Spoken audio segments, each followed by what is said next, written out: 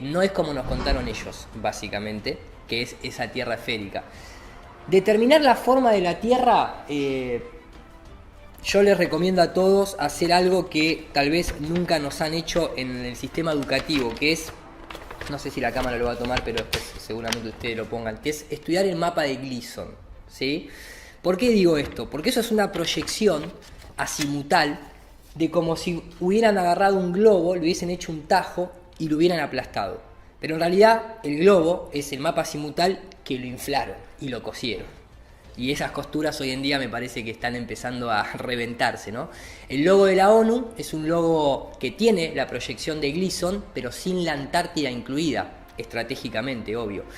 Lamentablemente, para mi descontento, la manera de determinar la forma del mundo, por lo menos tecnológicamente a nuestros días, se tiene que hacer de forma indirecta, lo cual es un método dentro de la ciencia que tal vez no es el más concreto, como una observación directa, pero es lo único que tenemos. ¿Cómo lo podemos determinar? Empezamos con una brújula. Nosotros sabemos que la brújula siempre apunta al centro del mundo, ¿sí? Donde estaría el polo norte dentro de la esfera, cuando en realidad la brújula se debería tener que comportar distinto, si todo tendría que apuntar a un núcleo que está en el centro totipotencial, apuntando hacia el centro. La brújula en nuestro mundo lo que hace es, obviamente, apuntar al centro magnético, no al centro de una esfera, sino al centro de un círculo. Si vos pones un imán sobre el mapa de Gleason y movés una brújula del este hacia el oeste, te vas a dar cuenta que la brújula va girando en relación a ese centro. Cuando vos te vas hacia afuera, o sea, en línea recta pero hacia afuera, te vas a encontrar con la Antártida. La Antártida, dentro del modelo terraplanista, es un continente, como dice su palabra, que contiene el agua. Los continentes normales están acá, la Antártida bordea, el agua siempre está a nivel, el agua no se curva, como lo demuestran las observaciones directas dentro de la física de fluidos, y la Antártida tiene una particularidad, es el continente más elevado en promedio de todos los demás continentes. Tiene 3.000 metros de altura promedio. Entonces, imagínate que yo voy navegando hacia el sur. Cuando llego a la Antártida, no apunta al centro del polo sur la brújula. Se pierde, la brújula queda haciendo vueltitas locas. También algo que llama la atención. Pero lo más loco es, yo vengo navegando por el agua plana, salgo de Tierra del Fuego, por decirte, de la Patagonia, cruzo y entro a la zona nuestra de Antártida. Tenés una pequeña base, que vas a la norteamericana, puede ser la McMurdo y demás, vas a la nuestra, no importa, por Sudáfrica, por Australia o por Argentina llegás a la misma costa, ¿no? Del mismo continente que bordea. Tenés un par de kilómetros de planicie, pero después la Antártida hace esto. Y queda en promedio a esa altura. Entonces, cuando muchas veces se desinforma hablando del muro de hielo y te lo quieren asociar con Game of Thrones y ese tipo o el mismo Truman Show, que llega y penetra la pared, en realidad, físicamente es eso. Es una costa, como cualquier costa del mundo, que el agua está plana, y te empezás a adentrar y el continente empieza a hacer esto y no tenés manera de seguir. Además, las condiciones climáticas llegan a estar hasta 120, 160 grados bajo cero, según reportes climáticos. Toda la gente que va te dice, tienen una frase: lo que pasa en la Antártida queda en la Antártida, como la de Las Vegas. Pero hay mucha militarización en la Antártida. Llegar a la Antártida y pedir un permiso es una cantidad de papeleo burocrático absurdo.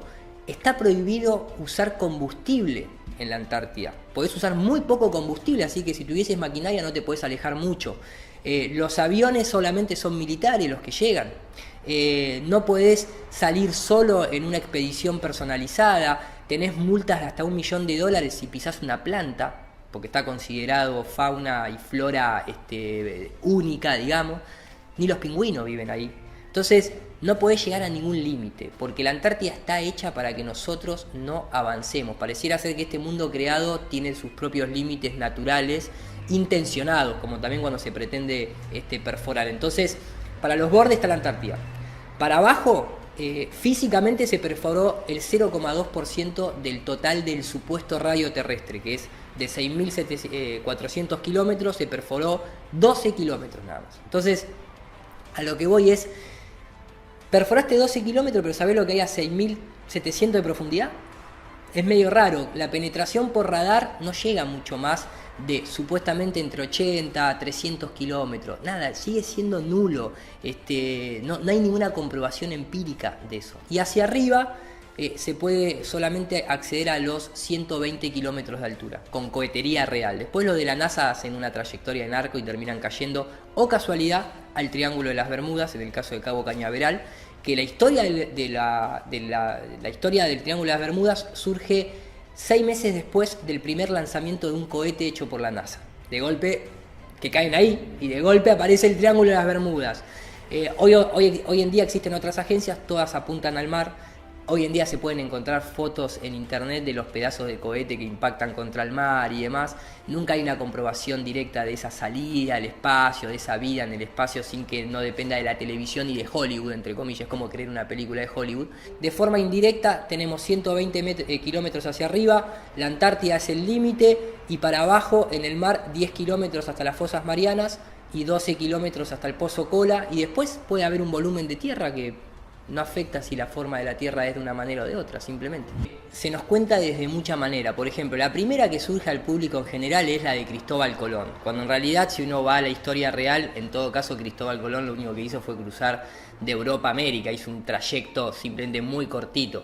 Supuestamente Magallanes es el que corroboraría que la Tierra es una esfera, pero en realidad la circunnavegó, círculo. Navegar en círculo no significa que navegues en una esfera, siempre todos los viajes son del este hacia el oeste. Después, en algunos que capaz que están un poquito más metidos en el tema, se les va a venir a la cabeza que la comprobación la hizo Eratóstenes, y ahí lo van a asociar con el mundo griego, estos personajes que cuestionaban la luna, por ejemplo, y el sol, y entonces asociaban que si lo que estaba ahí arriba era esférico, a pesar de que jamás vieron la otra cara, nada, entonces a donde nosotros estábamos debería ser igual, y entonces la sombra de un eclipse, sí o sí, la única forma era que fuera la sombra de la Tierra. En esa época, no sé si lo sabrían o no, pero jamás lo contrastaron con el eclipse híbrido ni con el selelenio, que se llama cuando el Sol y la Luna están sobre el horizonte y la Luna empieza a eclipsarse, lo cual el modelo heliocéntrico eso no lo permite. Después la de Eratóstenes es justamente las sombras, ¿no?, entre Alejandría y Siena, que supuestamente si los rayos entrasen paralelos, te dicen, lo cual nadie jamás vio porque siempre se ve convergentes en un punto, pero si los rayos entraran paralelo y la fuente de luz estuviera muy distante, fuese muy potente para que esto sucediera, y si la Tierra fuese una esfera, entonces en un determinado momento del año, del día y de una exacta hora, un objeto no proyectaría sombra en su base y un objeto que está más distante debería proyectar una sombra. Aquí tenemos un mapa del antiguo Egipto. He colocado 2 obeliscos. Uno aquí en Alejandría y otro en Saín. Si en un momento dado ninguno de los dos diera sombra, ninguna sombra, sería perfectamente comprensible siempre que la Tierra fuera plana. Si la extensión de la sombra de Saín es la misma que la de Alejandría, también tendría sentido en una Tierra plana. Pero, ¿cómo es posible, se preguntaba Eratóstenes, que en el mismo instante no hubiera sombra alguna en Saín y, sin embargo, sí la hubiera en Alejandría? La única respuesta era que la superficie de la Tierra era curva. Pero claro, si vos asumís que los rayos son convergentes en un punto de luz y la Tierra es plana y tenés la fuente de luz acá arriba, a este objeto no le proyecta sombra y esta que está acá le proyecta sombra. Lo pueden hacer con una linterna en la mesa de su casa. Entonces siempre se nos cuenta la versión que ellos quieren y no le contrastan con las otras posibilidades que debería ser como la ciencia debería operar, ¿no es cierto? A través de la observación, del método científico, sin recurrir al principio de autoridad. Y acá está un poco toda esta confusión, o sea, fueron los griegos, fue Eratóstenes, fue a través del eclipse de la luna, de los palitos con la fuente de luz, lo hizo Magallanes, el primer globo terráqueo aparece en 1492, creo que es, a través de Benjamín Martín, y era un objeto que era decorativo, como sigue siendo hoy. Hoy ustedes si agarran un globo terráqueo, le miran abajo, dice, este objeto es con un propósito decorativo, no educativo. Y después tenés toda la confusión de los mapas, que son proyecciones, que a nosotros nos dan la de Mercator, que es esta rectangular, con los países ricos arriba, los pobres abajo. Most people probably assume that a good map is an objective and accurate portrayal of the world, not Jerry Bruton. In his new book, A History of the World in 12 Maps, he argues that most maps tell you as much about the society that produced them and the beliefs of the mapmaker as they do about the world.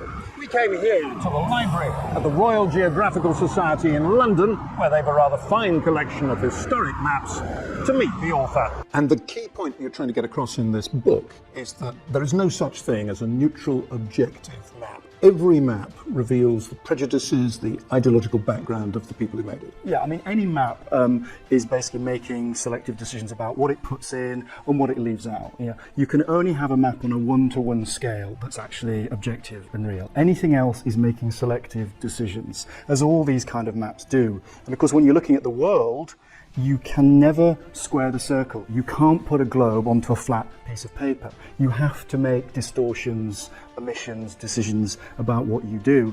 And all cultures do that. And that's really one of the things that the book's interested in, that all cultures create a worldview through maps. Why was this projection so controversial? Well, this is interesting because it's about an equal area map. Arno Peters was a left-wing historian and geographer who believed that the Mercator projection was Eurocentric, that it basically showed particularly Europe over and above Southeast Asia and Africa, which were diminished in size. So he took a different kind of projection. That's all he did. Mercator used a particular kind of projection.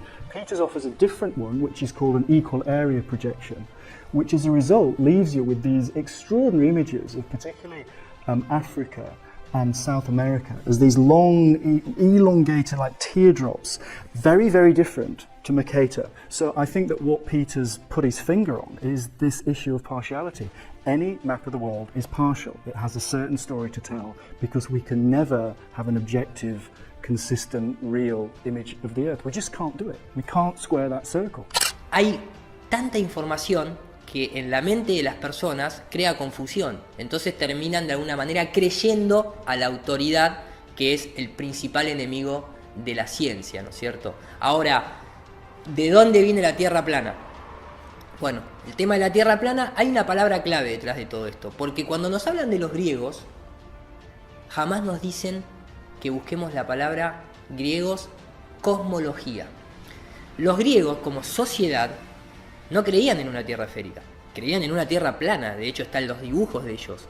No incluía la Antártida en los dibujos que ellos hacían, tal vez porque en esa época no habían navegado hasta la Antártida. De hecho, la Antártida es muy controversial porque recién en el siglo XIX para Occidente viene a ser conocida. Después están las historias de que algunas otras civilizaciones habían llegado, como también habían llegado a América los vikingos, los chinos, y está todo muy manipulado por Occidente, por estas instituciones que seguramente hablemos más adelante. Pero cuando vos ponés la palabra cosmología maya, cosmología azteca, cosmología navajo, griega, egipcia, hebrea, la que quieras, todas esas culturas, cuando vos vas a los dibujos, hablaban de un círculo terrestre con el sol y la luna del mismo tamaño, por eso se eclipsan y demás, moviéndose arriba nuestro, junto con todo el firmamento de estrellas girando arriba nuestro, y después hacia abajo dibujaban, algunos la dibujaban sobre un árbol, sobre un gran árbol, que lo usan mucho también en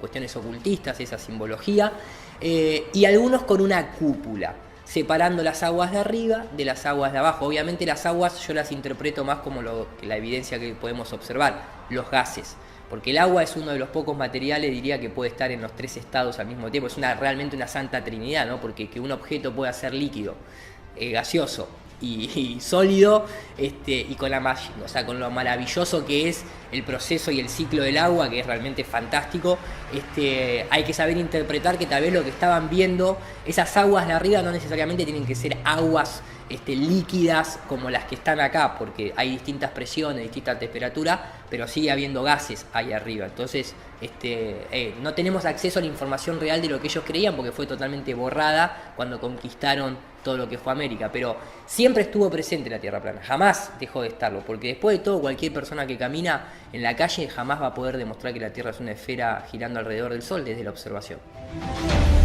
What the sky actually looks like from the moon, the sun, the earth, the stars, if any, and so on. The sky is a deep black when viewed from the moon, as it is when viewed from cislunar space, the space between the Earth and the moon. Deep black. The sky is almost white with the light of the universe, with the uncountable number of stars. Deep black. You can't see the constellations because the sky is just so alive with stars. The most unexpected thing, I think, was the blackness of space. White. Deep black. White. Black. White. The blackness. White. There with the world right there, and then when you look the other way, it's the whole universe, and the blackness is a palpable blackness. It's not just dark. It's forever. Esto es lo que hace la atmósfera adentro, a nuestro alrededor. Curva la luz, produce una situación aparente. El sol es este es el sol en la vida real, ¿sí? Este es el sol. Pero como nosotros estamos inmersos dentro de esa burbuja de aire, que tiene una extensión de 6.000 kilómetros a la redonda, 6.000 kilómetros a la redonda aproximadamente, nosotros lo que vemos en realidad es eso que está ahí, esto que está acá, que es el rebote de la luz del sol. Por eso nosotros siempre vemos el sol de una forma, y la luna también, plana, como si una sola cara te sigue todo el tiempo, te sigue, y vos no podés evitar, no podés ver si tiene o no tiene otra cara, porque tampoco rota. Si yo al sol lo muevo y lo voy alejando en línea recta para ese lado, esta es la posición real del sol. Esa es la posición real del sol. Pero esta es la posición aparente. Entonces, si yo esto lo empiezo a mover y lo llevo para el costado, obviamente, ¿qué le va a suceder a la luz? La luz cada vez se va a empezar a inclinar y se va a ver cada vez más baja en el horizonte, hasta que llega un momento que no se ve más. Pero si la persona lo ve desde adentro, esa es la posición real del sol, y esa es la posición aparente para cada persona dentro de la burbuja de aire que experimenta. Ahora, si yo lo veo desde adentro, influenciado por esa burbuja, el sol en realidad está ahí. It's combining a yin and yang energy frequency together. And they both attract, they want what each other has, there's value in that exchange. So contrary to what they teach in science, the universe is actually magnetic and light. It's not gravitational driven. So what this is I'm going to induce an electrical and magnetic field. This outer ball is the male or yang field, and this silver one inside is the yin or female field. Fascinating. So just like males and females like to do, they are going to go at it. So with no further ado, I'm going to now put this over in order to help. So instead of a sun actually being a fusion generator eating its own hydrogen and helium, and over time, it's going to use all of its fuel, the sun is actually being powered by something else. There's something else that's acting on that female field, if you will, that's creating that sun.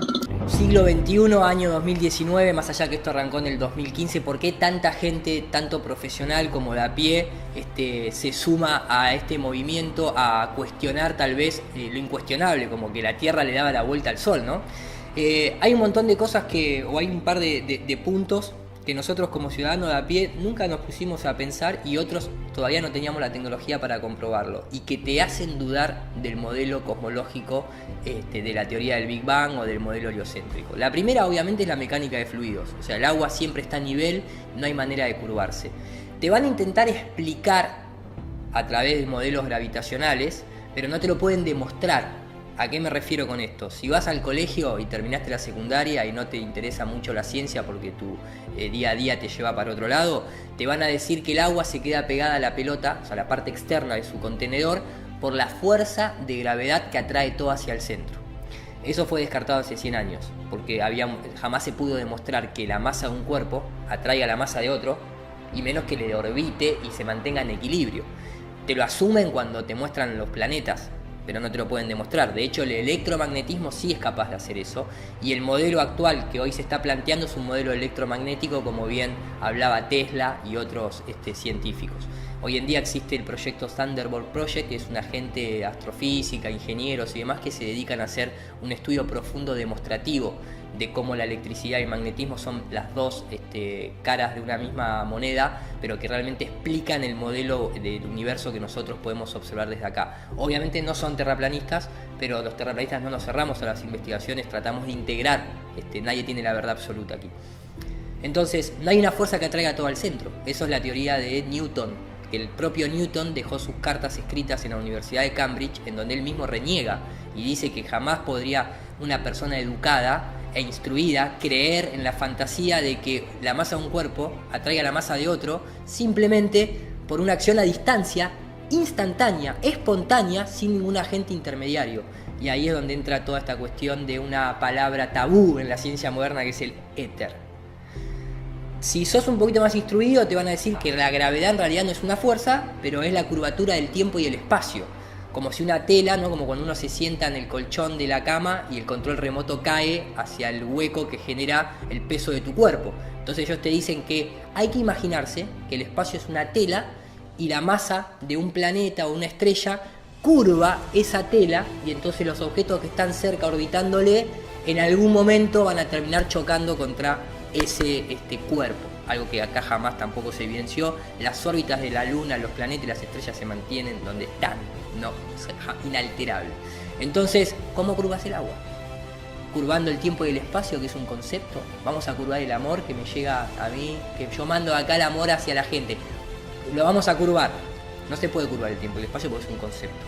La fuerza de gravedad jamás fue demostrada. Lo que sí se hace con la gravedad es utilizar lo único evidenciable. Suelta un objeto, cae hacia abajo a una determinada velocidad, y yo puedo utilizar eso para hacer un montón de predicciones. Simplemente no tiene nada que ver con el espacio exterior.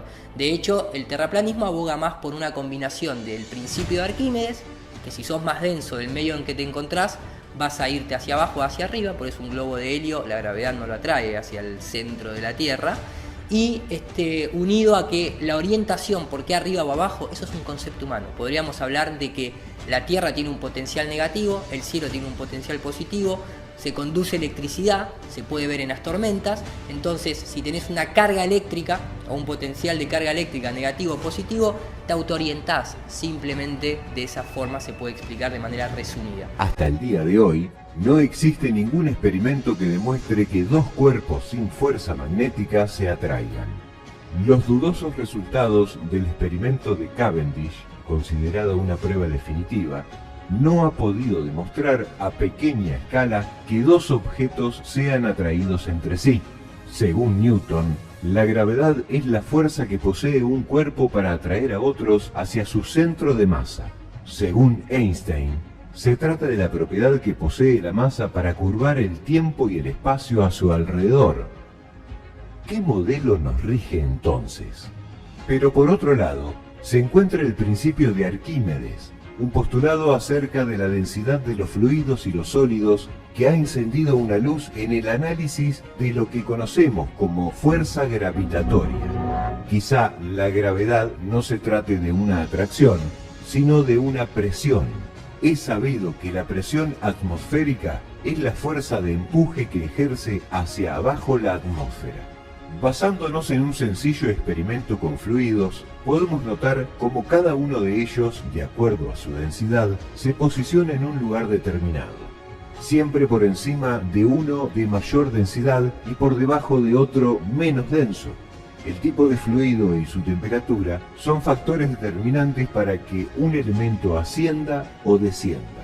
El helio o el aire caliente poseen flotabilidad, suben por sobre el resto de los gases que conforman la atmósfera, mientras que el aire frío o el hexafluoruro de azufre descienden. El agua en estado líquido es más densa que los gases, por lo cual se autonivela por debajo, pero arrojados a ella otros fluidos o sólidos también se nivelan según su densidad.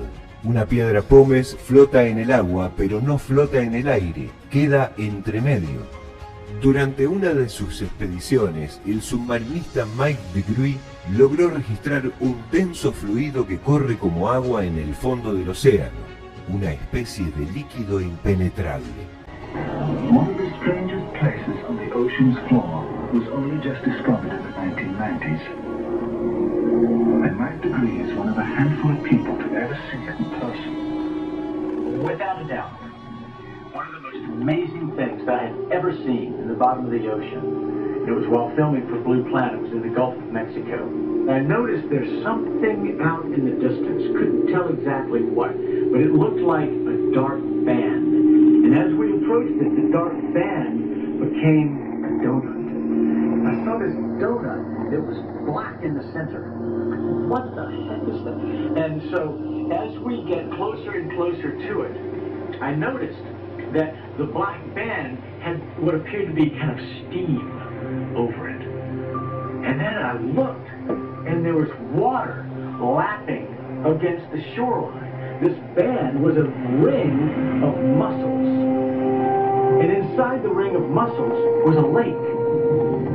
And it's like, wait a minute, I'm already underwater. We went out over the water in this lake and tried to descend in it and bounced off. It was so super saline and dense that the submarine couldn't go down it. We literally bounced off, and as we bounced off, we sent ripples heading back to the shoreline. Es posible que lo que conocemos como gravedad no sea otra cosa que la autonivelación de los elementos según su densidad. ¿Qué pasa con lo que observamos afuera? Y esa asociación directa que se hace de que porque todo lo que yo observo, y este es uno de los primeros argumentos que nos dicen enseguida, ¿no? Bueno, pero ¿por qué nosotros seríamos los únicos que tendríamos que ser plano cuando la mayoría de la gente que te dice eso jamás ni siquiera miró por un telescopio? Está repitiendo lo que le dijeron en la televisión o en el sistema educativo. Vamos a arrancar por ahí. Si viste por un telescopio, bueno, contame cómo es la otra cara de la luna, porque nadie la conoce. Contame cómo es la otra cara del sol, cuando la propia ciencia te dice que las manchas solares son como una mancha dentro de un fluido de un río. No es que está girando el objeto, sino que la mancha se está desplazando. Son todas suposiciones de suposiciones para justificar un modelo que se basa en el principio de autoridad y no en la observación. Ahora, ¿qué pasa cuando vemos un planeta? Lo vemos circular, lo podemos ver esférico, semiesférico, convexo, cóncavo. Lo estás viendo con un solo ojo. No tenés profundidad de campo. El único telescopio binocular está en Arizona y lo comparte el Instituto Max Planck junto con el Vaticano y se llama Lucifer. Un nombre bastante curioso. Entonces, nosotros no vemos en estereoscopía. Y además, la última prueba es ir y tocarlo dentro de la ciencia. Si no es un modelo, ¿puede estar correcto? Sí, puede ser correcto, pero no deja de ser un modelo. En este caso, todo lo que está en el cielo parece ser una religión. Te prometen que vas a ir al cielo, pero nunca vas. Tanto en la religión como en la ciencia aeroespacial. Solamente van los que se visten de blanco y bajan del cielo los que se visten de blanco y que tienen conexiones incluso con logias ocultistas de carácter masónico, un tema para que recomiendo investigar, o son militares como el caso de los astronautas. El tema es que desde tierra yo agarro un telescopio, una cámara, pongo en el piso, miro una estrella, miro un planeta y se ve una luz, se ve algo que tiene hasta su propia iluminación. Que pueda tener fases no significa que no se autorregule o que no se recargue de la luz que puede proyectar una fuente tan potente como la del Sol, que en nuestro modelo es una fuente electromagnética. Yo pongo una lamparita al lado de una planta y crece, pongo fuego al lado de una planta y se muere. Pero necesitan justificar el Sol termonuclear, aunque te dicen que va a durar 5.000 millones de años, porque tienen que basar un montón de otras cosas a nivel económico, con el hecho de siempre hay que estar quemando y haciendo explotar todo. Entonces asocian al Sol con eso, pero en realidad es una fuente electromagnética. Pero las estrellas son interesantes, nosotros vemos puntos de luz que no parecieran ser soles. Cuando los ves con un telescopio, con una cámara de alta potencia, lo único que vas a ver es un punto de luz blanco que por las capas atmosféricas, nosotros siempre estamos abajo de las capas atmosféricas, es como ver a través de, como si vos te metieras en una pileta de agua y pretendieras ver un objeto que está fuera del agua.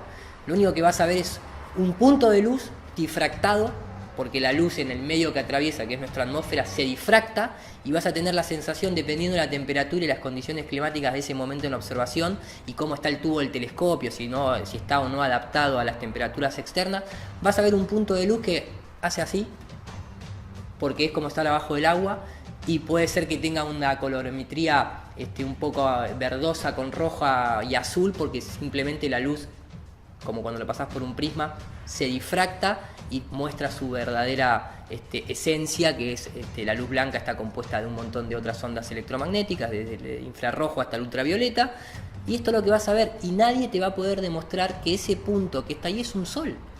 Te lo van a demostrar a través de animación por computadora o de interpretaciones artísticas como se hacían en otra época cuando la computadora no existía para hacer gráfico. Sigue siendo un punto de luz blanca. ¿Que para qué sirven las estrellas?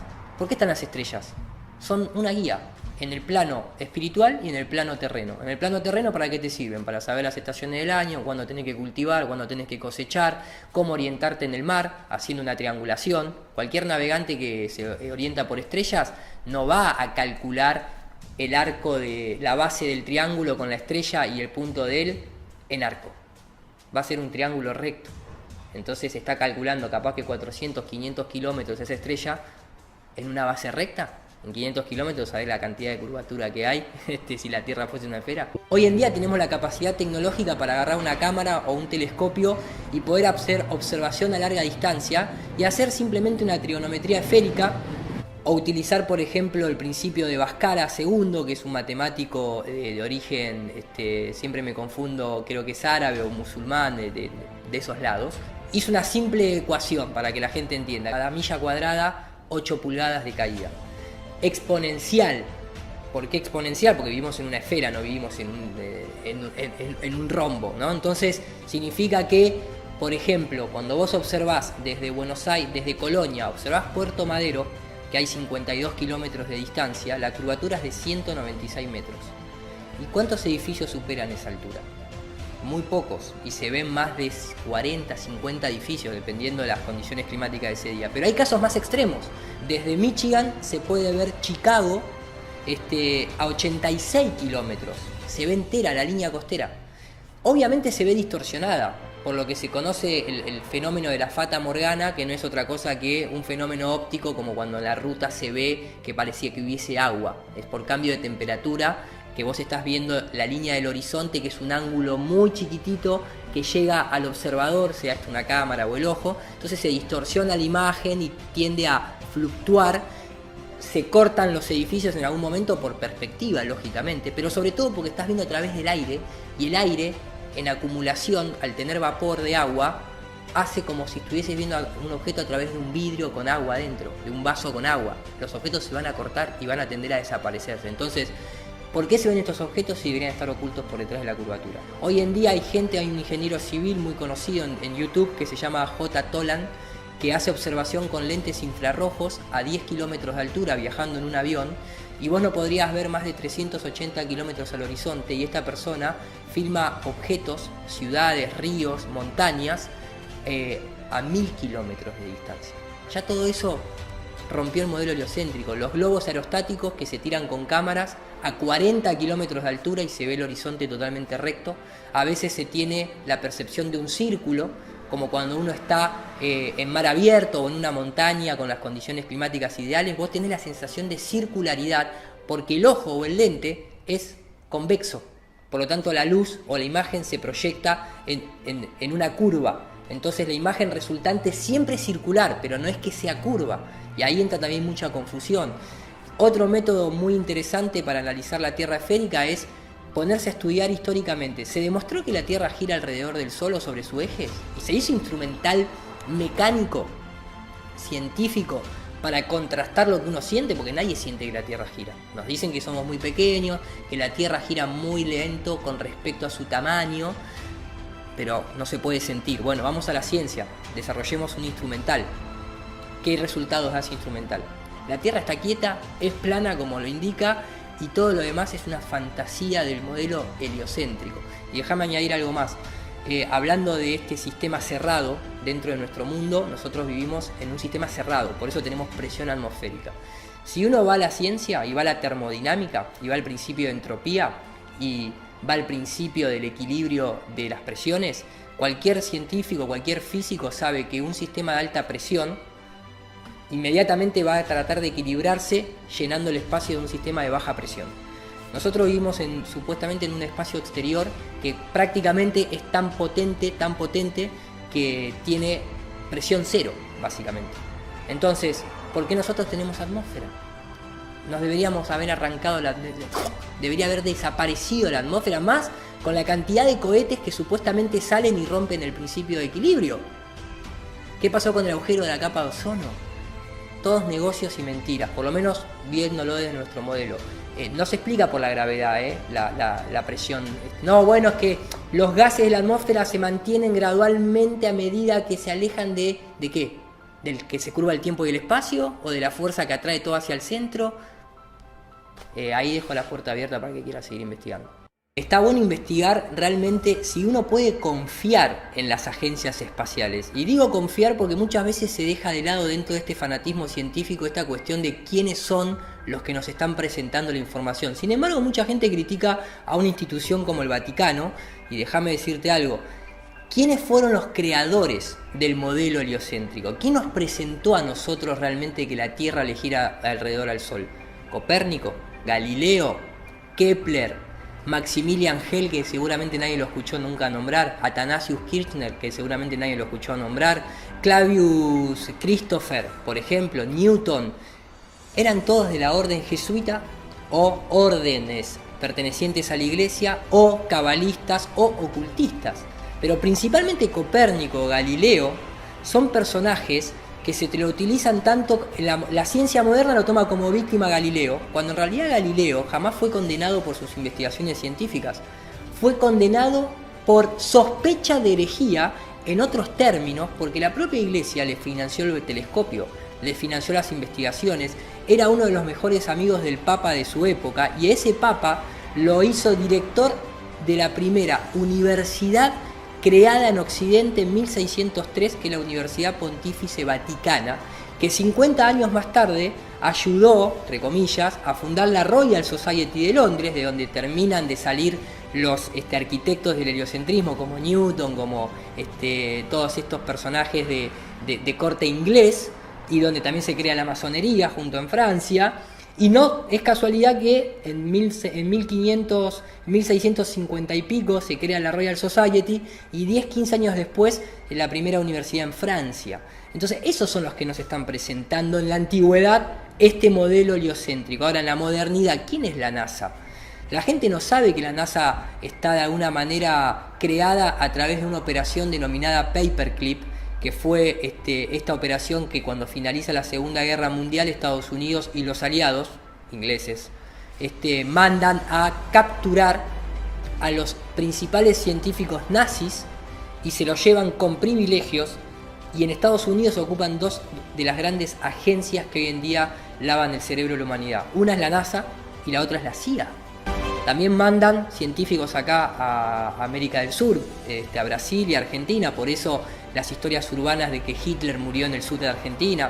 Fíjense lo que es el sur, las edificaciones, a ver si realmente no vinieron alemanes, después pongámosle el escudo que quieran.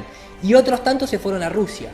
Entonces, cuando vas a la historia, de golpe aparece Wernher von Braun como el padre de la cohetería que llevó el Saturno V a la Luna, era un nazi, pero Jack Parsons, que era un ocultista norteamericano encargado de lo que hoy se denomina el JPL, el Jet Propulsion Laboratory, que la propia Wikipedia nos dice que Jack Parsons antes de cada lanzamiento de un cohete le rezaba al dios Pan para tener éxito. Eso es oficial y sigue estando hoy en día. Entonces, ¿el espacio qué es? ¿Científico o es religioso? ¿O es dogmático? La única forma en que la humanidad podría estar tan segura de vivir sobre una bola es con tamaña evidencia audiovisual proporcionada por esta institución, empresa muy cuestionada, inclusive por el pueblo estadounidense, por percibir cifras multimillonarias para emprender misiones que podrían no llegar a ningún lado. Okay, I just wanted to draw, council members, thank you for listening. I want to draw the public's attention to what may be an extremely egregious example of malfeasance, and just to help illustrate the gravity of the situation, imagine if the federal government gave $19.5 billion to Hollywood. I think we'd all be pretty upset by this.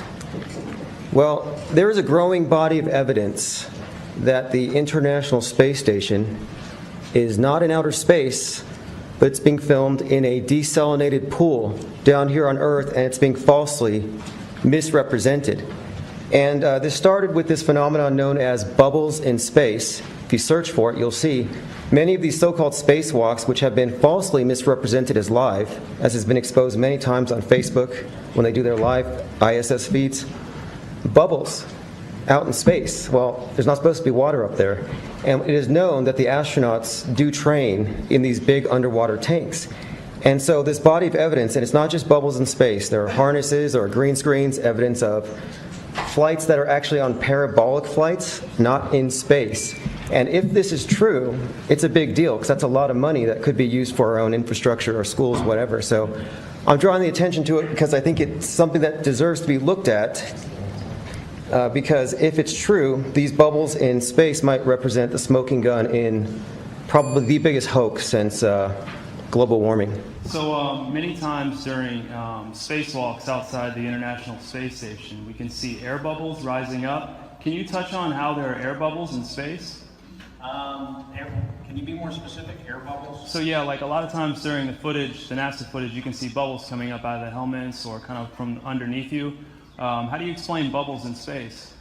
Yeah, I'm not sure exactly what you're talking about. You might, now sometimes you get water in the helmet, and it comes, it's either you know, from sweat or from the cooling garments. And you know, in some of my spacewalks, I had like water in the helmet, not like I was going to drown in the helmet, but just little bits of water probably came from sweat. Often on the outside of the space station, you'll liberate little pieces of, you know,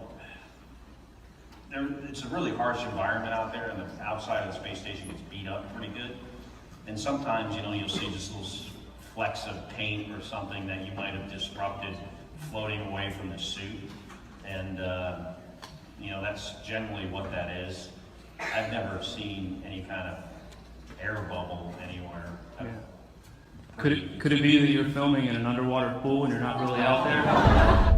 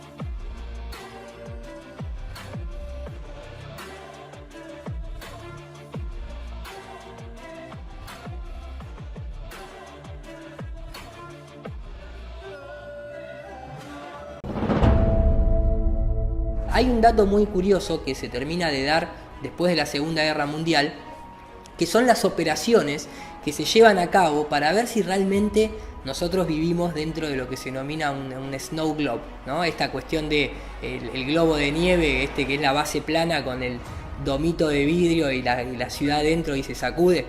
Y se llevaron a cabo varias operaciones que mucha de la gente no conoce, y obviamente en la educación tradicional jamás te van a nombrar, que son la operación, y fíjense los nombres, la operación Deep Freeze, ¿no? Frío profundo, que es cuando se va a la Antártida, porque después de toda la Antártida no solamente es la gran incógnita, sino que aparentemente es el límite que tenemos.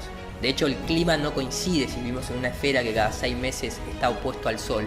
No coincide el clima entre lo que es la latitud 60 norte y la latitud 60 sur, y estamos hablando de la Antártida, que supuestamente llegaría hasta la latitud 90, ¿no es cierto? Entonces, de alguna manera es muy sospechoso el término de los climas que hay entre el norte y el sur, que no, coinciden más con una tierra plana que una tierra esférica.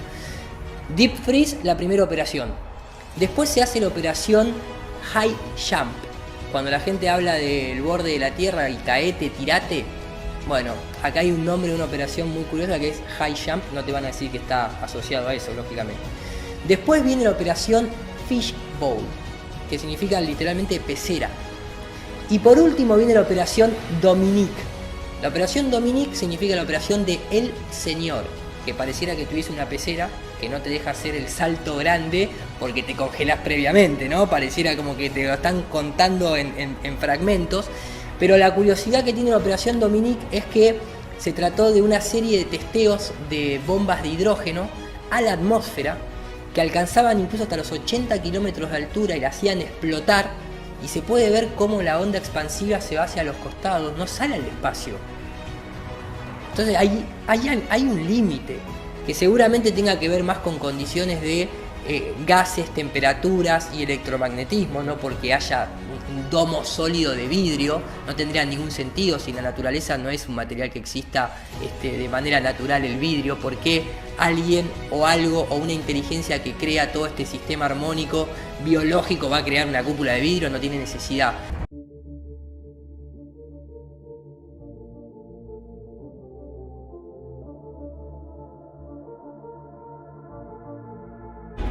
An extraordinary television picture here.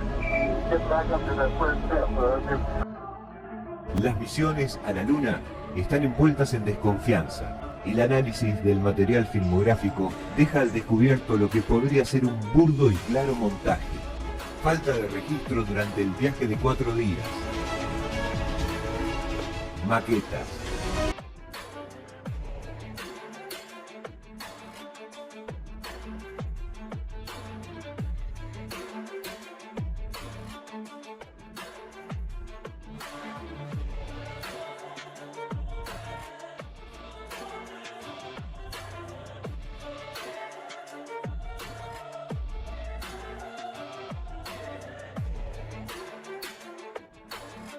Ausencia de rastros del alunizaje.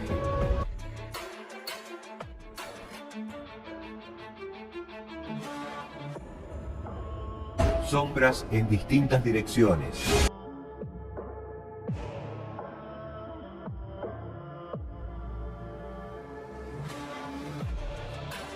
La luz perdiendo intensidad en la lejanía.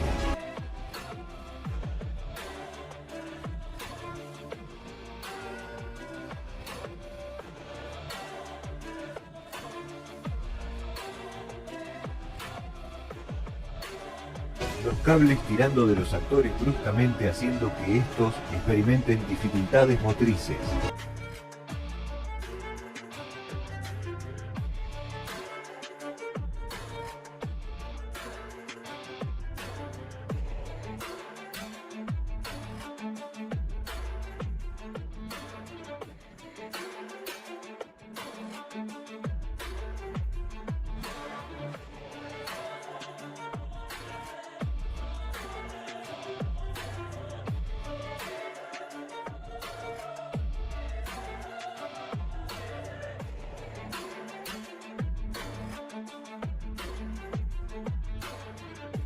Cámaras que panean solas o controladas desde la Tierra, dejando de lado los tiempos de retraso de las señales de radio.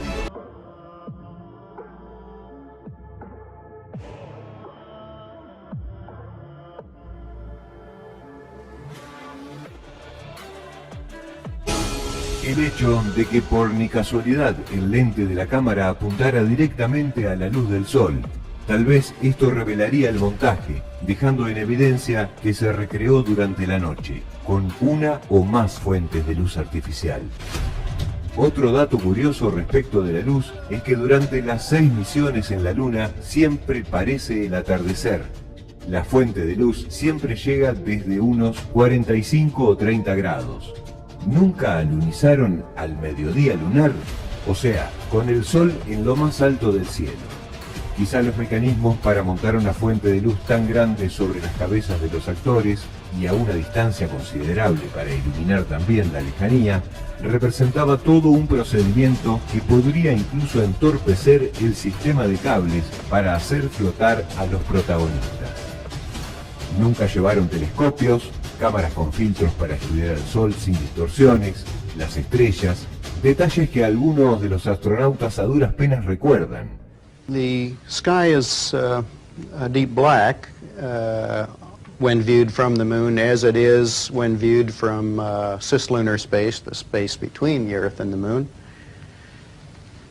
The Earth is the only visible object other than the sun. See stars from the lunar surface or on the daylight side of the moon by eye without looking through the optics.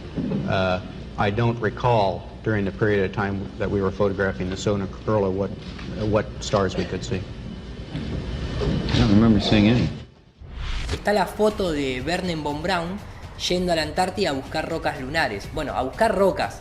Te dicen que la Antártida es un cementerio de rocas lunares. Entonces, cuando mucha gente se pregunta sobre el viaje a la Luna y cualquier profesional te cita como un dato empírico el rebote láser y las rocas lunares. Bueno, pará. Ya sabías que había rocas lunares antes de ir, las trajiste de la Antártida y dijiste que eran rocas lunares bajo un microscopio. Así que ¿por qué te tengo que creer cuando hoy en día cualquier nene se puede dar cuenta de la ridiculez de cómo usaron las técnicas televisivas para hacer el viaje a la Luna? Recomiendo estudiar el sistema Argos para darse cuenta, y la patente de la esfera que pintaron para fotografiar, que se ve hasta en las misiones Mercury y Géminis previo a la Luna. Argos is the Active Response Gravity Offload System. It's basically NASA's anti-gravity room here on the Earth. The Active Response Gravity Offload System, and what it is a robotic technology project that simulates any reduced gravity environment, whether that's Mars, the moon, or even an asteroid or microgravity like the space station. It may look like a large crane system, but actually it's a large robot that follows you around. When you're attached to the system, you are the input to the system. We can easily do the 1/6 gravity, and actually when you're in 1/6 gravity as a shirt sleeve subject, it's really fun to jump about 20 feet up in the air. We can do velocities up to about 11 feet per second, and accelerations up to almost 3 times the gravitational acceleration of Earth, 3G, in the vertical direction. So when you're in there and you only weigh 20-25 pounds and you have your full muscle mass of your legs, you can really jump nice and high. It's basically NASA's anti-gravity room here on the Earth. It's the only facility like it in the world. And we feel that it's the most advanced gravity offload system in the world. Y también recomiendo el proyecto Diana, ese proyecto que llevó a cabo el servicio militar norteamericano, donde hizo el primer rebote de una onda electromagnética en la Luna, que hoy en día también muchos radioaficionados usan la Luna como rebote. Y después vino el proyecto desarrollado por el Instituto de Tecnología de Massachusetts, el MIT, que en 1962 lograron hacer el primer rebote de un láser a la Luna, ida y vuelta. Y entonces, ¿por qué te tengo que creer que hay retroreflectores dejados por los astronautas del Apolo 17? Si ya hiciste el rebote 7 años antes de llegar. No son tontos. Obviamente que cuando recurren al principio de autoridad, ellos dan su propia versión como los hechos más reales y únicos. Pero cuando te pones a ver, en realidad ya estaba todo arreglado mucho antes. Explicar se puede explicar todo. Se puede explicar todo desde la religión, desde una ciencia de la teoría del Big Bang, que está propuesta por Georges Lamaitre, que es justamente un católico belga. La teoría del Big Bang propuesta por un católico. ¿Qué diferencia hay entonces con el Génesis, no? Se puede explicar todo. El problema es, hay una frase que dice, no es cuánto vos sabés, es cuánto podés demostrar. Entonces, hay principios que se pueden demostrar que indican que donde nosotros vivimos no es una esfera dándole la vuelta al sol, como los mencionados anteriormente, comenzando por la mecánica de fluido. Entonces, si ya los 3-4 puntos que yo puedo demostrar, además de explicarlo, me indican eso, todo lo que vos me quieras contar del espacio exterior, a través de una agencia o de una institución, recurriendo al principio de autoridad, no deja de ser de otra cosa que lo que conocemos como dogma o religión. La religión heliocentrista. Porque también hay que recordar que muchas religiones siempre se basan en lo que es la figura del sol, lo que es el culto solar y la adoración solar. ¿Y qué no es entonces darle la vuelta al sol simbólicamente sin poder demostrarse? Es otro culto solar, hecho por la misma gente. O sea, repito, el modelo heliocéntrico está presentado por el Vaticano a través de su orden militar y científica, que es la orden jesuita, que hasta nos puso el calendario que utilizamos hoy en día. Obviamente tal vez ustedes escuchan muchas veces cuando se tocan estos temas hablar de ellos o de nosotros y muchas veces la gente se pregunta quiénes. Bueno, yo nombré el Vaticano. En términos científicos, el Vaticano hoy en día es una de las instituciones más autoritarias. Esto es una opinión personal y dejo a cada uno investigarlo. Hay una palabra que se comenzó a utilizar en la política, ya lo utilizaba Bush padre en la ONU, lo nombró por primera vez, pero es un concepto que viene ya desde fines del siglo XIX, que es lo que aparece detrás de este billete de $1, que es esa pirámide con un ojo, que dice Novus Ordo Seclorum, en latín, que ya nos tendría que llamar la atención por qué el billete más movido del mundo tiene este símbolo. La gente ni siquiera se pregunta eso, que se puede formar la palabra masón si se hace un pentagrama y demás. Ese Novus Ordo Seclorum es el nuevo orden de los tiempos y es esto que se denomina el nuevo orden mundial, que hasta el G77 cuando se llevó a cabo acá en Latinoamérica tenía ese eslogan, pero lo pueden escuchar nombrar en cientos de conferencias de todo tipo de presidentes. We have before us the opportunity to forge for ourselves and for future generations a new world order. A world where the rule of law, not the law of the jungle, governs the conduct of nations. Nuestros países han pasado de ser simples buenos amigos y buenos socios a convertirse en verdaderos aliados.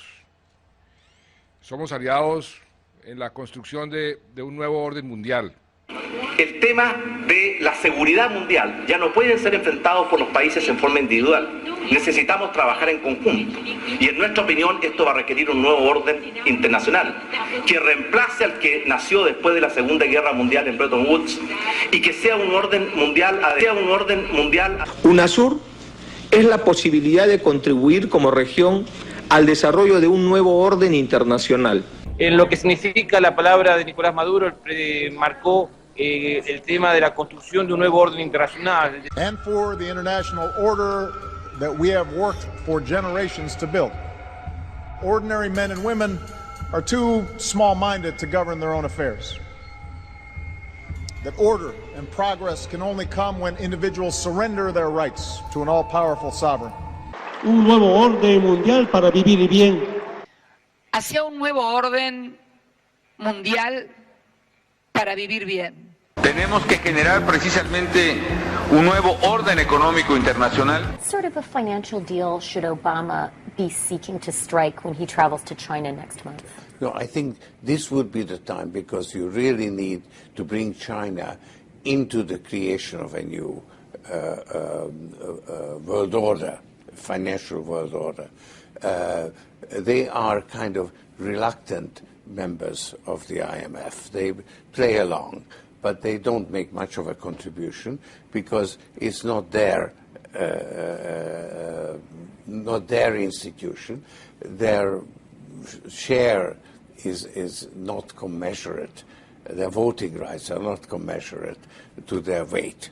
So I think you need a new world order that China has to be part of the process of creating it. El público de a pie consciente y avala la situación de que en realidad los países los gobiernan las corporaciones, que los políticos están financiados y que después tienen que devolver favores.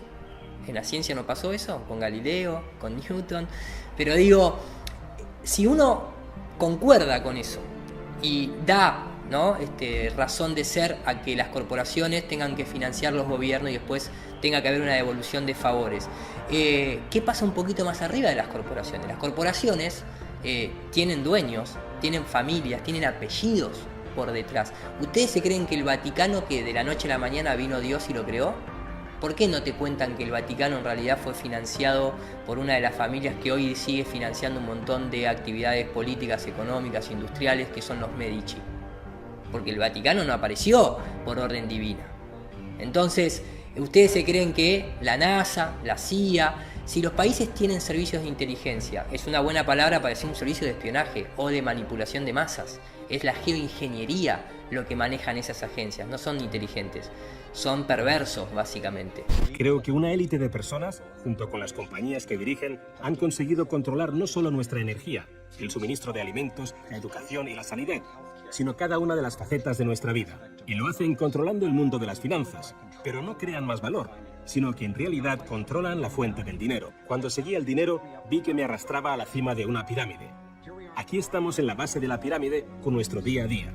Por encima de nosotros está el gobierno, personas a las que se les ha otorgado un monopolio de poder y lo usan para imponernos impuestos y controlarnos, estemos de acuerdo o no.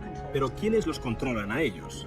En el siguiente nivel nos encontramos a las compañías. Muchas personas opinan que hoy en día son ellas las que gobiernan el mundo, y no los estados nacionales, y lo denominan corporatocracia. Para conseguir los recursos mundiales y controlar los mercados, esta corporatocracia debe tener acceso a dinero barato. Las grandes corporaciones obtienen sus préstamos a un interés especial de los grandes bancos, lo que significa que aquellos que controlan los grandes bancos, la élite adinerada, son los que en realidad controlan las corporaciones. A nivel internacional, los bancos centrales utilizan el Banco Mundial y el Fondo Monetario Internacional para hacer más dinero mientras explotan los recursos de aquellos países a los que les prestan dinero, y con este proceso acaban llevándolos a la bancarrota.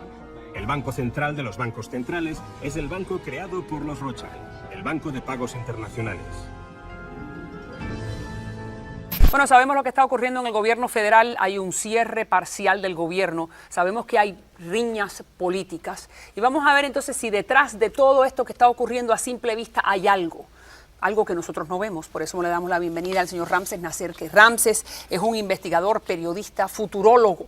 Este tipo de periodismo que mira más allá de lo que vemos a simple vista. Gracias, Ramses, por estar con nosotros. Vamos entonces a hablar de lo que le llaman las sociedades secretas. Sí. Y hay una de ellas que se llaman los Illuminatis. Sí. Yo en realidad he oído la palabra, yo en realidad no sé quiénes son, ni a qué pertenecen, ni cuáles son sus creencias.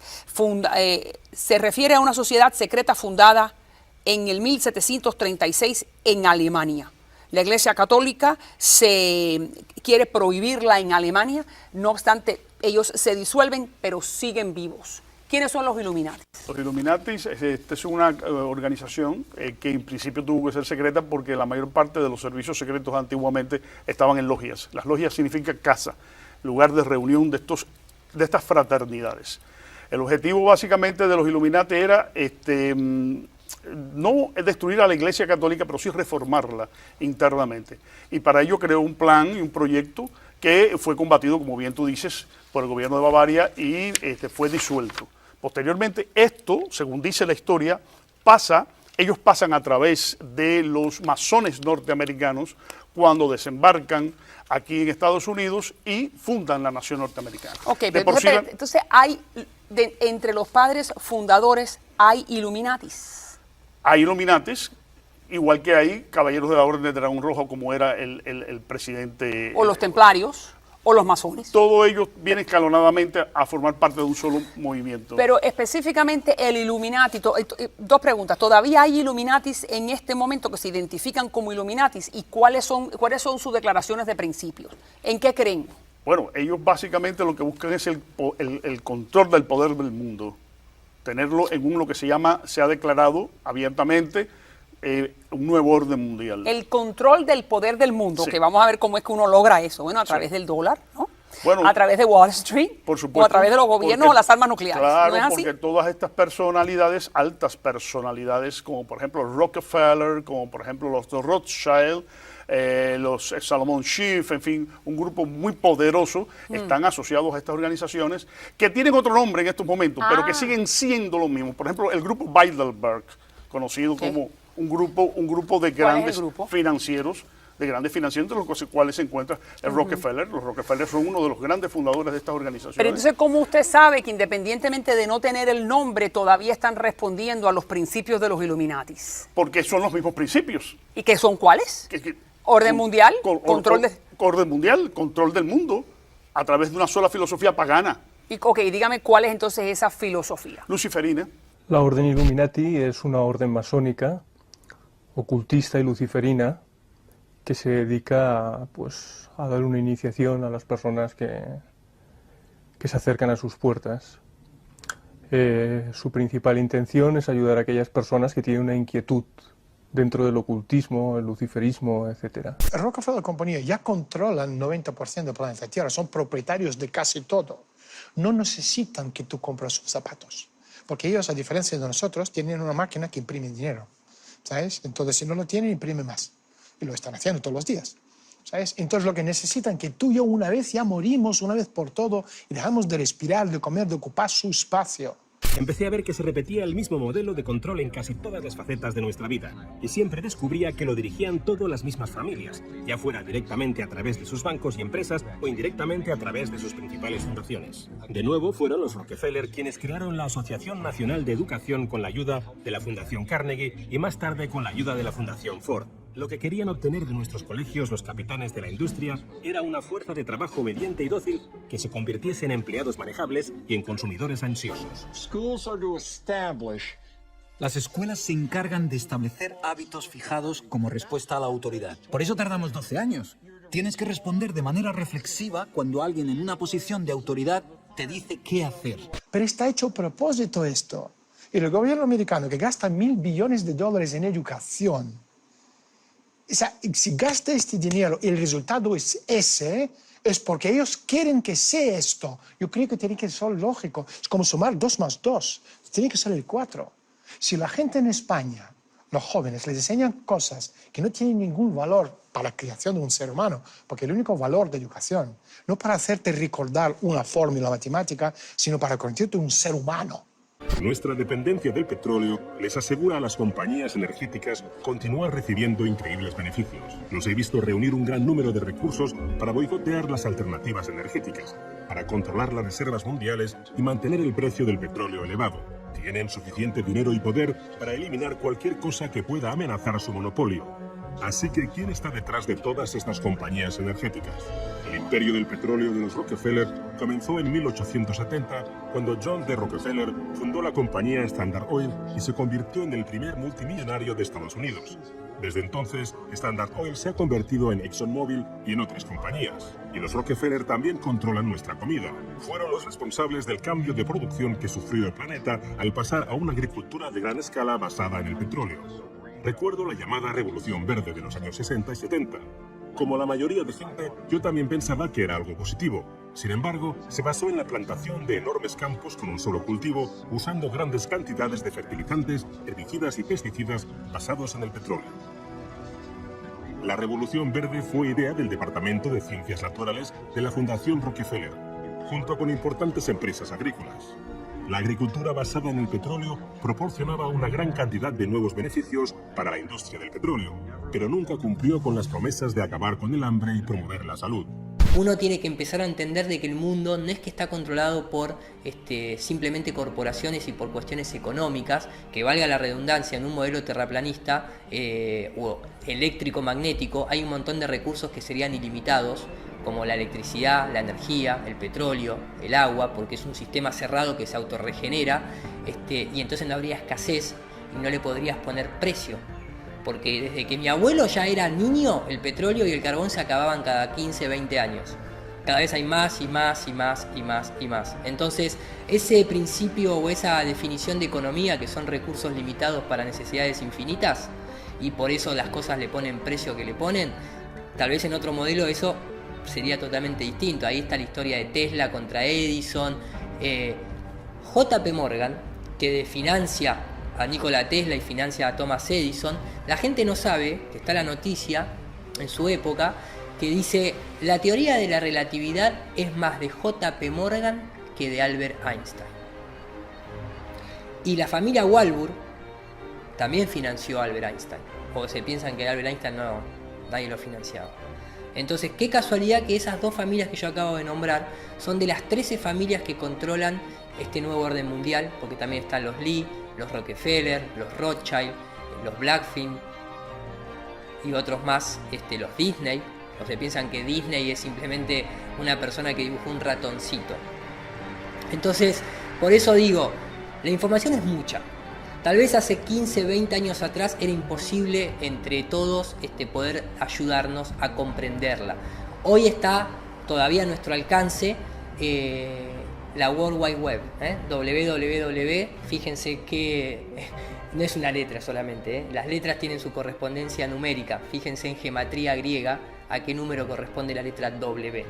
Pero todavía nosotros la podemos utilizar y aprovecharla para compartir información entre nosotros y ayudarnos. Yo creo que uno de los mayores problemas que está teniendo este nuevo orden mundial, sobre todo a través del terraplanismo, como una puerta de entrada a cuestionar todo lo establecido y a saber diferenciar lo que es la verdadera ciencia de la pseudociencia. Acá no se está criticando la ciencia que salvan vidas, que te hacen la vida más fácil, que es totalmente empírica y realista. Yo agarro todos los días un horno, lo prendo y me funciona, agarro un escáner cerebral, lo prendo y me funciona, agarro un microondas, lo prendo y me funciona. Lo que está en el espacio no es el caso. No se critica eso, no se critica a toda la ciencia real que se viene desarrollando durante siglos. Estamos hablando de otra cosa totalmente, pero digo que muchas veces todas estas familias que están detrás de todas estas tecnologías y demás, todavía no pueden terminar de controlar Internet. Hay un montón de prohibiciones y restricciones, pero todavía tenemos la posibilidad de compartir información. Y a lo que más le temen es a miles de millones de mentes conectadas, cuestionándolos. Quiero ser un explorador, como el Gran Magallanes. Es demasiado tarde. En realidad ya no hay nada por descubrir. Cuando uno va al modelo heliocéntrico, tiene un principio filosófico fuertísimo. Independientemente si la persona lo sabe o no, eso es al margen. El modelo heliocéntrico lo que nos dice es que nosotros somos un granito de arena entre miles de millones de otros granitos de arena, dándole vueltas a estrellas, agujeros negros, galaxias, soles, sin jamás haberlo demostrado, y que no tenemos ninguna importancia ni relevancia dentro de este plan de existencia. Ese es el mensaje profundo a la mente de las personas. Lo vas a poder evidenciar en dibujitos como Peppa Pig o Los Simpson, cuando hacen algún comentario acerca de que nosotros no tenemos ninguna importancia, a series de televisión educativas como puede ser en el caso de Paca Paca, o en películas, o en los propios sistemas educativos que están relacionados con la astronomía o la astrofísica. Lo importante es que vos no te creas importante, que vos acá no sepas qué estás haciendo y que en última instancia sigas el modelo darwinista malthusiano de la UNESCO, que es nacer, comer, consumir, reproducirte hasta ahí nomás en estos días, porque ya somos muchos para los que están al control, y morirte. Y no tenés ningún propósito. El modelo no terraplanista, sino estas cosmologías, estas visiones mucho más realistas, es que nosotros tenemos un propósito y que si te tocó o elegiste, dependiendo de las creencias de cada uno, en ese aspecto no nos vamos a poner científico, estar en un cuerpo biológico humano, sos la especie o el organismo más capacitado para ayudar a lo que te rodea. Entonces, hay una gran diferencia entre un modelo creacionista, no religioso, sino creacionista, y un modelo heliocentrista o de la teoría del Big Bang. Porque uno te da una importancia y te coloca y te sube la autoestima para hacerte fuerte y entender un poco más la responsabilidad que tenés en este mundo, y el otro te quita todo tipo de responsabilidad, y al quitarte responsabilidad se pueden justificar actos bajo la ley. Para algunos la ley, para otros simplemente el comentario de que el fin justifica los medios. Y si ya tienes todas las cosas materiales que puedes desear en la vida, ¿qué otra cosa puedes desear? Y para muchos la respuesta es poder. el poder mundial. Se convirtieron en una élite intelectual. Empezaron a pensar que tenían un plan que era mucho mejor que cualquier otro plan. Pensaban que la libertad resultaba peligrosa. El miedo a qué piensan los demás es la mayor prisión en la que vive la gente. Lo que me pasó a mí como resultado de toda la ridiculización que sufrí fue que dejé a un lado ese miedo a qué puede pensar la gente de mí. Y cuando lo haces, te das cuenta de que hasta ese momento has estado viviendo en una cárcel. Y lo que me aportó fue una comprensión personal de lo fácil que es para unos pocos controlar a la gran mayoría. Lo único que tienes que hacer es dictar las normas de la sociedad. Lo que está bien y lo que está mal. Lo moral y lo inmoral. Lo bueno y lo malo. Lo sano y lo perjudicial. Lo posible y lo imposible. Y construyes lo que yo llamo una zona libre de problemas. Y si vives la vida dentro de esos parámetros de percepción, de creencias, y lo que dices y piensas encaja en eso, entonces la gente te dejará en paz, porque eres normal. Pero cuando te sales de ahí y empiezas a manifestar tus propias opiniones, lo que han creado los iluminados de Baviera es una población de guardias de la prisión que saltarán sobre aquellos que intenten salirse de la norma. Resulta interesante cuando alcanzas los límites de esa zona libre de problemas con tus opiniones y pensamientos. No estás pensando, si lo hago, ¿qué pensará el director del Banco Mundial? ¿Qué dirá? No, lo que pensamos es, ¿qué pensará mi madre? O los tíos del bar o mis compañeros de trabajo, ¿qué dirán? Y lo que han conseguido los iluminados de Baviera, al crear estas normas, es un ejército enorme de personas que se imponen dichas normas las unas a las otras. Hoy día no hace falta ni matar al presidente como en los años 60 que hicieron con Kennedy. Con las redes sociales, con toda la movida, pueden desmontar cualquier personaje que tú quieras, porque los medios, grandes medios de comunicación occidentales, forman parte de la élite mundial y no tienen ninguna obligación en absoluto contarte la verdad, porque todos los grandes medios están en manos de la gente que controla el mundo. Ladies and gentlemen, the very word secrecy is repugnant in a free and open society. And we are, as a people, inherently and historically opposed to secret societies, to secret oaths, and to secret proceedings. And there is very grave danger that an announced need for increased security will be seized upon by those anxious to expand its meaning to the very limits of official censorship and concealment. That I do not intend to permit to the extent that it's in my control.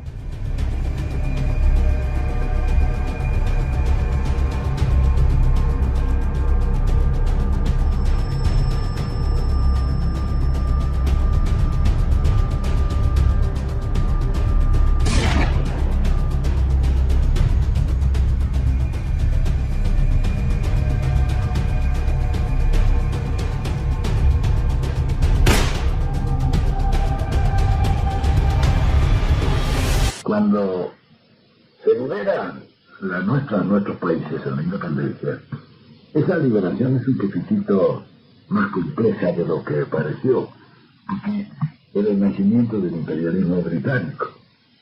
Los ingleses montaron su imperio sobre los despojos del imperio español, y todas las colonias españolas estaban asusadas, es decir, hay una organización masónica que es la que actuó directamente en nuestras independencias. Era la masonería la que dirigió todo esto. En el movimiento de Mayo ya están planteadas las dos líneas, perfectamente, la línea que obedece al imperialismo británico y la otra línea, la línea nacional o la línea hispánica, llamémosle. En nuestro país, todos los gobiernos que se escalonaron desde Rivadavia en adelante fueron todos gobiernos la línea anglosajona. Pasado el mediodía, inesperadamente, la silueta de un avión se recorta sobre el cielo. La primera bomba sobre la casa de gobierno. Hasta ese momento, nadie imagina que ese 16 de junio de 1955 se convertirá en uno de los días más tristes de nuestra historia. America will produce a great many great Americans from many different walks of life and many different fields, and many will be Masons. Sportsmen, actors, writers, soldiers, filmmakers, businessmen, inventors, astronauts. What on earth is an astronaut? No, they're not. I don't follow. Well, they're not on Earth, they're in space. In fact, Brother Buzz Aldrin was the second man to walk upon the surface of the moon. That's the best thing I've heard this evening. What, that a Mason walked on the moon? Mike Collins, but for today, how often are you reminded of your achievement? Well, if I go out back and look up in the sky and see the moon, either I can remember where I was 20 years ago or I can pretend I've never been there, and it works for me either way. La gente que controlaban Egipto a nivel de conocimiento, ¿quién eran? Los faraones, no, los faraones eran los chicos y chicas cualquiera, traviesas, eran los sacerdotes que nos proporcionaban con el conocimiento a cuentagotas. La élite cultural. Efectivamente, y esta élite, los sacerdotes de hace 6.000 años que vivían en Egipto antiguo, hoy viven en Suiza. Si este pequeño grupo quería dominar el mundo entero, ¿qué necesitarían controlar para conseguirlo? Salté de la cama y empecé a hacer una lista. Lo primero y lo más importante es que tienen que controlar el dinero. Y eso ya lo hacen. Controlar el dinero les permite controlar el resto de las cosas. Necesitan controlar la energía y eso también lo hacen. También controlan la agricultura a gran escala y el comercio mundial. Están comprando todos los suministros de agua de todo el mundo. Se han metido a la sanidad en el bolsillo e intentan acabar con las alternativas naturales. Tienen que controlar la información a la que tenemos acceso y nuestra reacción ante tal información. En Estados Unidos, Internet, nuestra mayor herramienta de comunicación y la base de la organización, hoy en día no está controlada o censurada. Pero esto está sufriendo ataques desde muchos puntos. Gobiernos, corporaciones y las Naciones Unidas intentan conseguir el control. In terms of conspiracy theory content generally, our goal is to promote authoritative content to our users. So we have two principles that guide the way here. That's the first one, is we want to provide users with authoritative, trustworthy information. I'm sorry to cut you off. I only have a minute and a half, and I don't really need to hear what you're trying to provide. I want to know how you're dealing with all these conspiracy theorists on your platform. So the first way is by demoting low-quality content and promoting more authoritative content, and the second is by providing more transparency for users. So we're introducing boxes that provide factual information at the top of results that have shown themselves to turn up a lot of information that is counterfactual, such as searching for the Earth is flat on YouTube, where you see a lot of Your response is to put a box saying, nope, the Earth is not flat. Correct. Okay. Diciendo que la Tierra es esférica, estableces la frontera. No puedes ir más allá de los polos porque no se puede ir, porque no hay nada y está cerrada la frontera y si quieres salir del planeta te tienes que ir al espacio, entonces tienes que hablar con la NASA, ellos tienen el control de frontera. 500 años de engaño desde Copérnico, 500 años manteniendo el mismo engaño, es que debe ser por algo muy importante, tiene que ser algo muy gordo. Tiene que ser un motivo que no es dinero, no puede ser dinero, tiene que ser más gordo. Es una fe ciega, porque tú estás viendo el sol que se mueve, pero no, es que yo me muevo alrededor del sol. Hay que cegarse para creerse lo que dice la ciencia. Es una religión.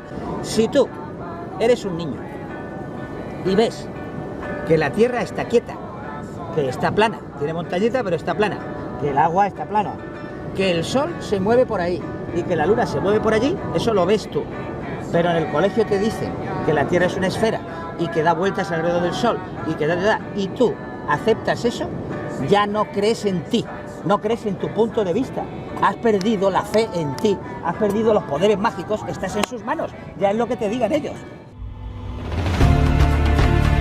Bueno, después de todo este torbellino de información, lógicamente uno va a preguntarse por dónde empiezo. El comienzo es muy variado, como la información presentada. Esto simplemente corresponde al 3%, 4%, me atrevería a decir hasta por exagerar, porque en realidad tal vez hasta sea el 0,2% de información que uno debe empezar a integrar. Sobre todo es integrar. ¿Qué significa integrar? No cerrarse inicialmente porque lo que uno está leyendo o lo que está viendo contradice la creencia más arraigada. Entonces, esto es un proceso largo.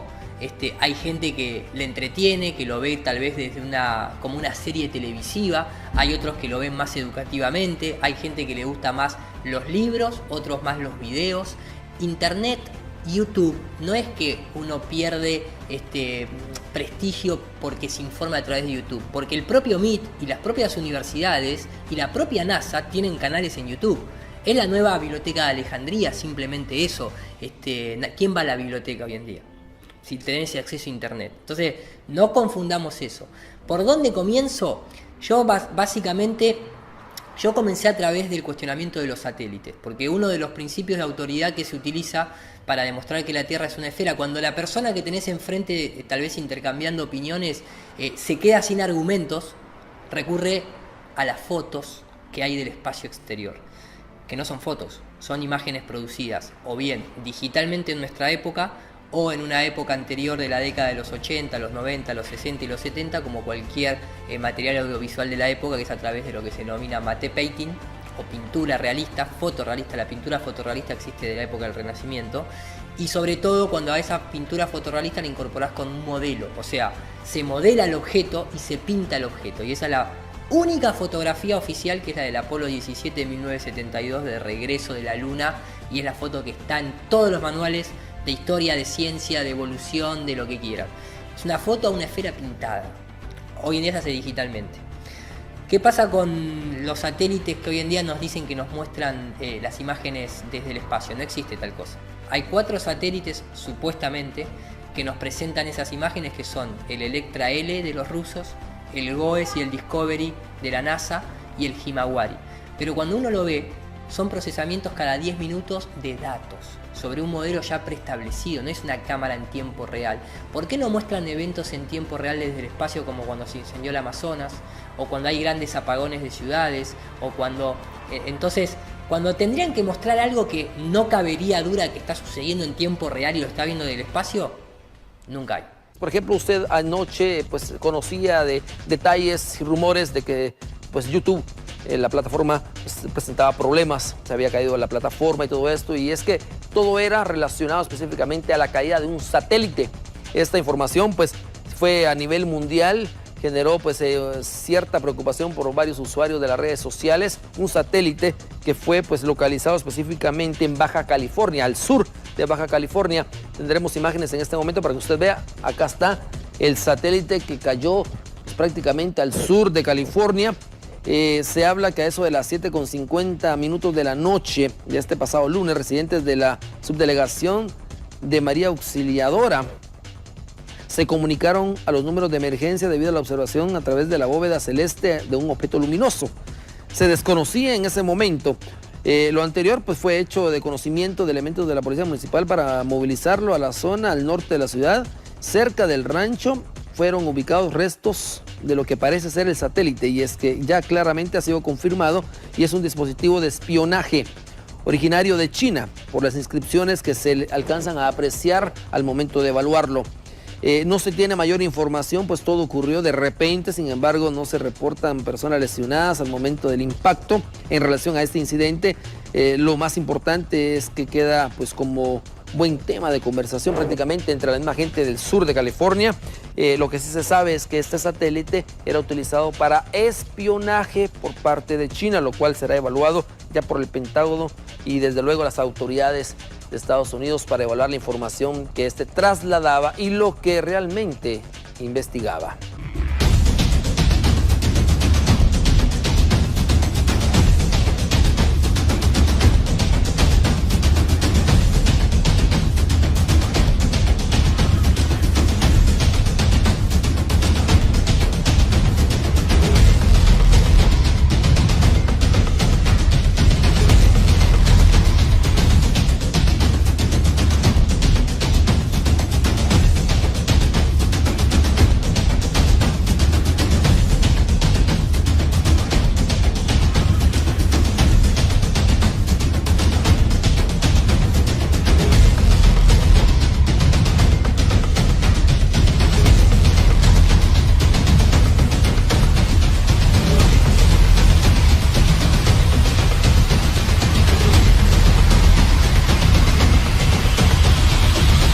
La aplicación de Google Earth que se hace, la gente cree que se hace con satélites, pero no, ellos mismos te lo dicen, se hacen con un escaneo de avión, pasan aviones y hacen una grilla. Eso explica por qué se ve como se ve. Eso explica exactamente, se llama Aerogrid, es una a nivel mundial, se contratan empresas que van haciendo barrido y después lo completan en autos, gente caminando con los equipamientos que hacen el Street View y todo ese tipo de cosas. Pero no tiene nada que ver con los satélites Google Earth. Lo que es interesante es que lo dicen en un documental de la BBC de Londres. La aplicación que usa el Google Earth es el Earth Viewer, se llama Earth Viewer. El Earth Viewer 3, puntualmente la versión 3. Desde la versión 1, ¿sabés quién fue el contratista que desarrolló el software Earth View? Te voy a decir que no, así que... La CIA.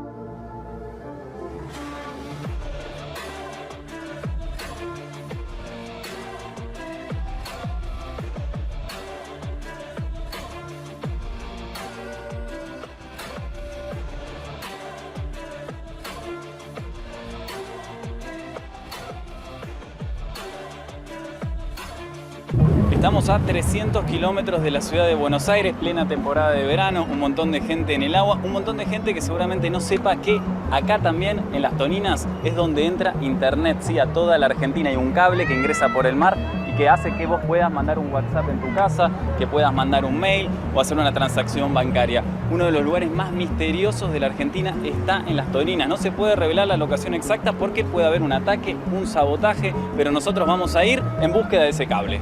Ernesto, ¿dónde estamos ahora? Puntualmente en la estación de cable de las Toninas de CenturyLink. O sea, acá entra gran parte de internet de la Argentina. Sí, exactamente. Este es como una especie de gran módem del internet que consumimos en la Argentina, que me llega a mi celular, que llega a mi casa, podríamos decir. Podríamos decirlo. Si falla esto, me quedo sin internet. No, porque nosotros tenemos duplicidad, tenemos otro enlace terrestre que está yendo hacia Chile, que es el SAC, sí, con cable, es un anillo que cubre toda Latinoamérica. Este es el famoso cable, o sea, acá llega internet. Sí. ¿Vos decís que toda internet entra por acá? Sí, exacto. ¿Tan pequeño? Así de chico. El internet que ingresa acá por un cable submarino, uno pensaría que viene por satélite, viene en el aire, viene de forma etérea. No es así. No. Hoy las estadísticas indican que el 97% de las comunicaciones, no solamente internet, están viendo por cable submarino alrededor del mundo. Lo que hay son producciones de Hollywood como de la Estación Internacional Espacial, que se utilizan un montón de métodos, se utilizan aviones de caída libre para generar flotabilidad, combinada con técnicas de efectos visuales, pantallas verdes, chroma keys, pantallas en set, como está hecho la película de First Man.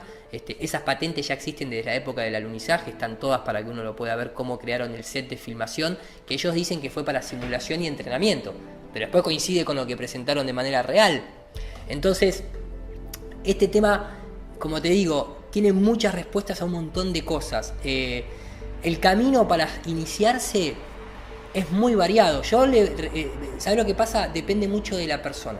Si la persona es ingeniera, si es historiadora, si es comerciante, si es cerrada, si es abierta, si es sociólogo, si es psicólogo, si es astrofísico, va a necesitar lidiar con sus creencias de una manera muy personal.